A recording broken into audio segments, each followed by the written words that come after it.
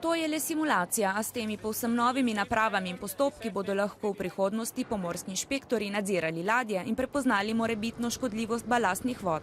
Questo progetto è molto interessante per tutti i paesi dell'Adriatico e credo sia molto interessante venire qua e fare la pratica. Testira se lahko vibrio kolere, ki tudi lahko pride z balastnimi vodami, in so tudi drugi patogeni organizmi, ki so škodljivi človeku.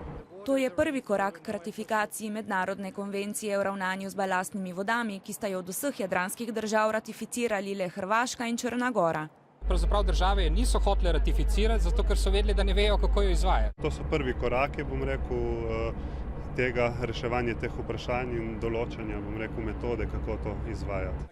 Prve korake omogoča evropski 7 milijonov evrov vreden projekt Balmas, pri katerem sodeluje 6 držav, vodilni partner pa je Inštitut za vode Republike Slovenije.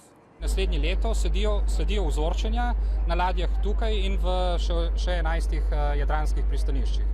Pot k zaščiti jadranskega okolja se je komaj pričela, sodelujoči pa verjamejo, da bodo na koncu vzpostavili čezmejni sistem nadzora in ravnanja z balastnimi vodami.